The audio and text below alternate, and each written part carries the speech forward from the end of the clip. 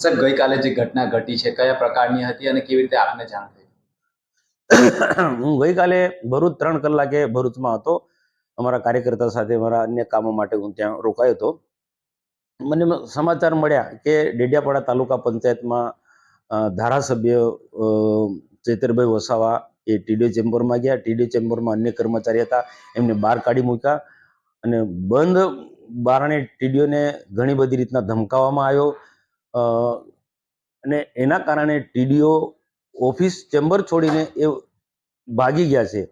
અને અમારા પાર્ટીના કાર્યકર્તાઓ, તાલુકાના સભ્યો, જિલ્લાના બીજા પ્રતિનિધિઓ એ પીવાના પાણીના પ્રશ્નો લઈને એ પણ યોગાનો ત્યાં ગયા હતા.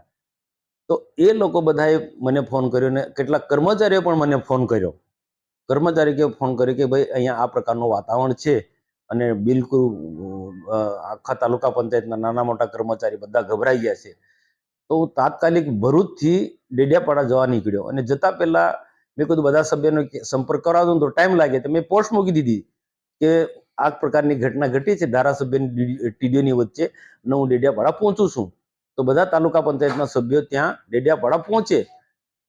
આ પ્રકારની પોસ્ટ મૂકીને હું ડેડિયાપાડા 5ની આસપાસ હું પહોંચી ગયો અને મારા તાલુકાના સભ્યો, બીજા પાર્ટીના આગેવાનો, મોતીભાઈ વસાવા, શંકરભાઈ વસાવા, જે વરિષ્ઠ લોકો છે એમની સાથે મેં ટીડીઓની ચેમ્બરમાં બેઠા હતા અને આ જ મુદ્દાની ચર્ચા કરતા હતા. અને કેટલાક કર્મચારીઓને પણ અમે બોલાયા કે ભાઈ આપ કોઈ ડરશો ના, અમે તમારી સાથે છે, બધું કોઈનાથી ડરવાની જરૂર નથી. જરૂર જણાય તો ક્યાંય તમે ક્યાંક એવું લાગે તો ફરિયાદ કરો અને અમે તમારી સાથે છે. આ રીતના કર્મચારીઓને પણ સાંત્વના આપી અને અમારા કેટલાક કાર્યકર્તા હતા એમને પણ અમે સમજાયા કે ભાઈ બધાએ આપણે બધાએ ભેગા થઈને આવા તત્વોની સામે સંગઠિત થઈને બધાએ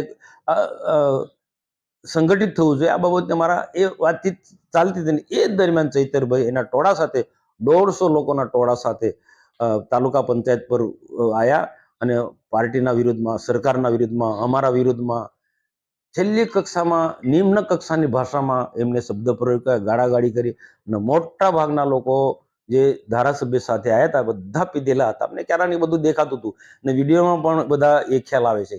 બીજું નજર સમય જોશો તો તમે બધા મોટા ભાગના પીધેલા હતા. તો આ ધારાસભ્યને ન શોભે એ પ્રકારનું એને કૃત્ય કર્યું અને ત્યાર પછી આ ઘટના ઘટ્યા પછી ચોર સાવકારને દંડે એમ એ તાલુકા પંચાયતમાં સીધા પોલીસ સ્ટેશને ગયા અને પોલીસ સ્ટેશને જઈ અને અમારા વિરોધમાં ફરિયાદ આપી કે મનસુખભાઈ અધિકારીનો ઉપરાણો લેશે અને મારા વિરુદ્ધમાં ફરિયાદ કરશે. તો મને પ્રશ્ન એ થાય છે કે તોફાન તો તમે કરો, ગુનો તમે કરો છો, તો આ તમારે ફરિયાદ આપવાની શું જરૂર છે?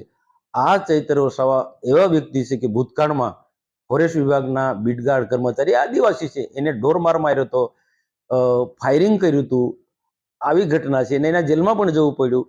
અને જીઈબીના કર્મચારી એ ઉપરાંત પોલીસ પીઆઈ અધિકારીની સાથે પણ ગેરવર્તન કર્યું, ઝઘડો કર્યો છે અને અનેક કાર્યકર્તાઓ સાથે પણ એને મારામારી કરી, ઝઘડા કર્યા, 13 જેટલા ગુના ગણે. એટલે સ્વાભાવિક છે કે એ આ પ્રકારનું વર્તન કરે, લોકોને ડરાવે, ધમકાવે અધિકારી કર્મચારી. તો અમારે કર્મચારીના મદદમાં અમારે જવું પડે, વાતાવરણ શાંત કરવા પણ અમારે જવું પડે. હું ત્યાં ડેડિયાપાડા હું પહોંચ્યો તો મારા અને મેં પોસ્ટમાં એક જ લખ્યું મારા તાલુકા પંચાયતના સભ્યો બધા પહોંચે. એવું નથી કે લોકો ટોળા ભેગા કર્યા. અને ટીડીઓ ગઈકાલે ફરિયાદ આપી દીધી છે અને ટીડીઓ સાથે પણ મેં વાતચીત કરી. ટીડીઓએ કીધું, ટીડીઓ તો હજુ પણ એટલો ગભરાયેલા છે પણ અમે બધા હિંમત આપી, અમે બધા લોકો તમારી સાથે છે, સરકારી આખું વહીવટીતંત્ર તમારે છે અને બધી રીતના એને સમજાયા છે અને નોકરીમાં રાબેતા મુજબ ચાલુ થઈ જવા માટે બધાએ અપીલ કરી છે અને હિંમત આપી છે ટીડીઓને અમે.